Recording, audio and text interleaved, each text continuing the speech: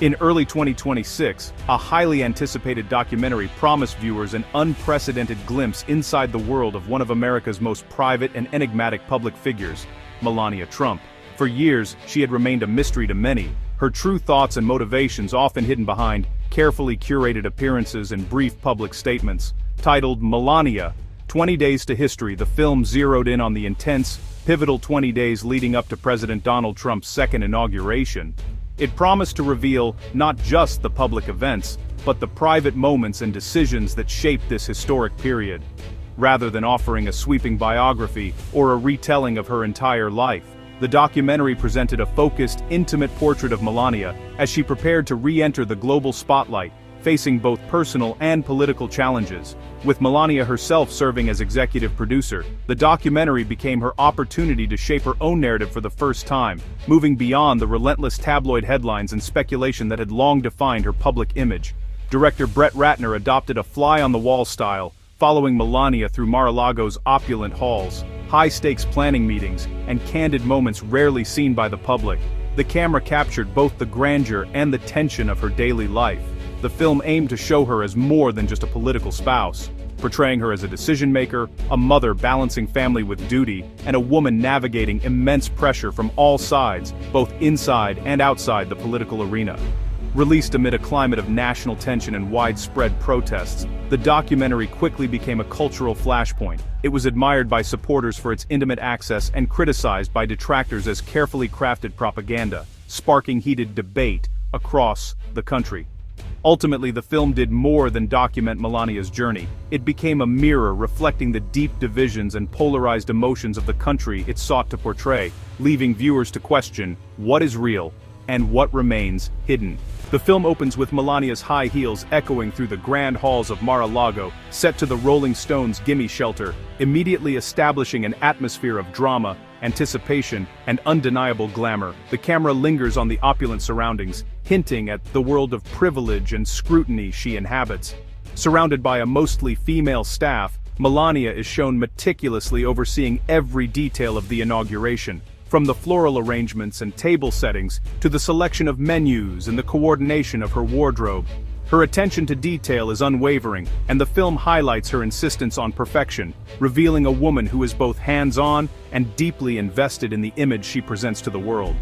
Her interactions with President Trump are carefully balanced. She's supportive but never passive, often offering her own perspective and even suggesting he add peacemaker and unifier to a speech.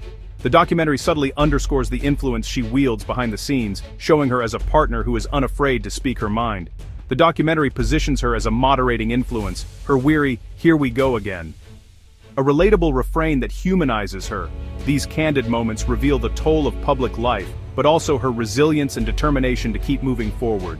Director Brett Ratner captures rare, unscripted moments, like Melania singing along to Billie Jean, or breaking into laughter during filming, offering a glimpse of her unguarded self. These scenes contrast sharply with her public persona, hinting at a more playful, private side that is rarely seen.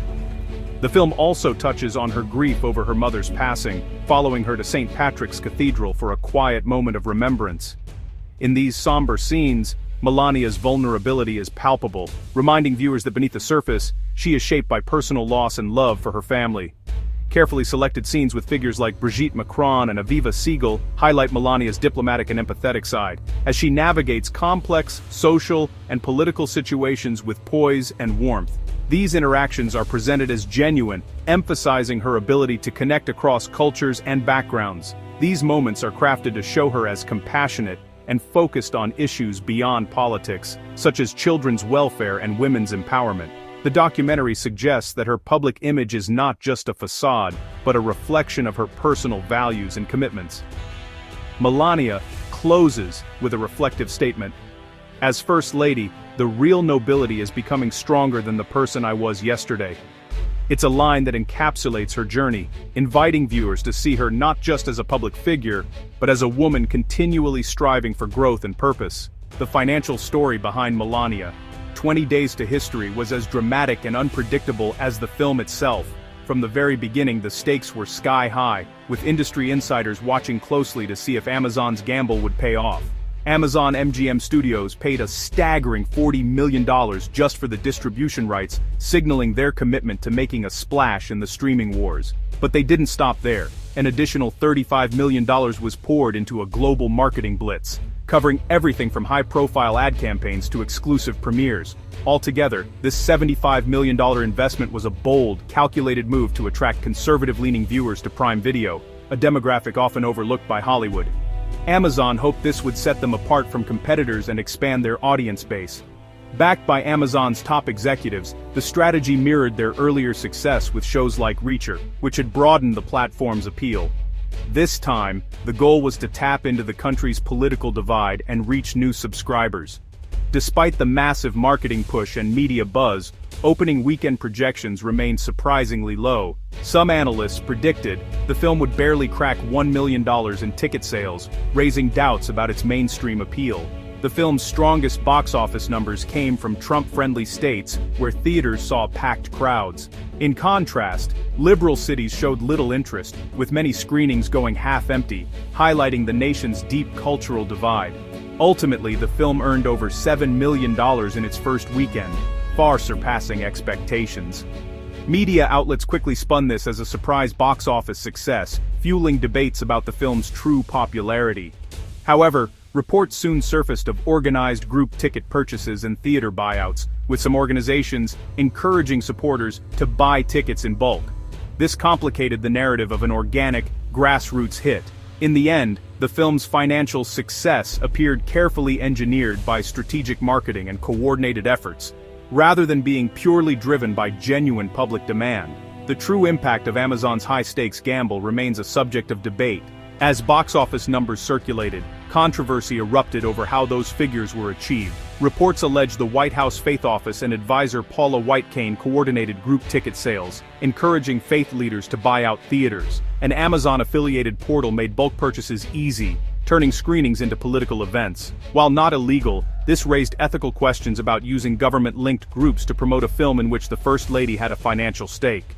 Critics argued this campaign artificially inflated the film's success, blurring the line between entertainment and political mobilization. The debate shifted from the film's content to the methods used to sell it, making a trip to the theater a political statement. Critical reception was almost universally negative, with reviewers calling the film polished propaganda lacking substance. The Guardian gave it 0 stars. Vanity Fair dismissed it as image-burnishing fluff. Online, the film was review-bombed, tanking its ratings, while physical ads in cities like Los Angeles were vandalized and pulled for safety. The choice of Brett Ratner as director, his first major project since sexual misconduct allegations, sparked further outrage. 2/3 of the New York crew reportedly asked to have their names removed from the credits, citing shame and a toxic work environment. Crew described chaos, long hours, and poor treatment, with Ratner himself singled out for unprofessional behavior. Despite the storm, Amazon MGM Studios stood by the film, insisting, "We think customers are going to love it." The controversy only fueled the debate, overshadowing the documentary itself. As the documentary premiered, new allegations surfaced from unsealed DOJ files tied to Jeffrey Epstein. An FBI report claimed Epstein, not Paolo Zampoli, introduced Melania to Donald Trump, contradicting the official story. Zampoli, long credited with launching Melania's U.S. modeling career, was also linked to Epstein through business dealings. The timing of these revelations cast a shadow over the documentary's sanitized narrative. The film avoided any mention of Melania's early life or these connections, but the new allegations fueled speculation and criticism. Zampoli's later roles as a Kennedy Center board member and UN diplomat further blurred the lines between past associations and present power. The contrast between the documentary's image and the emerging claims was stark and impossible to ignore. The film's most glaring flaw was what it left out. By focusing solely on the 20 days before the inauguration, it ignored Melania's upbringing, immigration story, modeling career, and early relationship with Donald Trump. Controversies like her immigration status, speech plagiarism, and the "I really don't care, do you" jacket were omitted. Critics saw this as a strategic move to avoid anything unflattering, presenting a flawless but inauthentic portrait. The omission of her origin story became even more conspicuous after the Epstein allegations surfaced.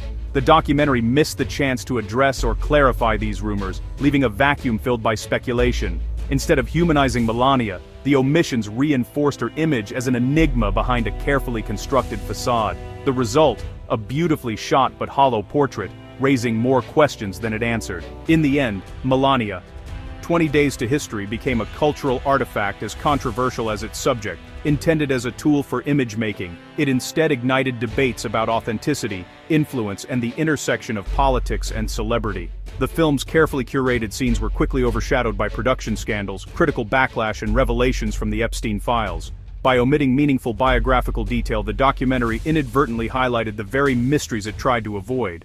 Rather than clarifying who Melania Trump is, it deepened her status as an enigma. The film's legacy is a trail of unanswered questions and a reminder that some public figures remain unknowable.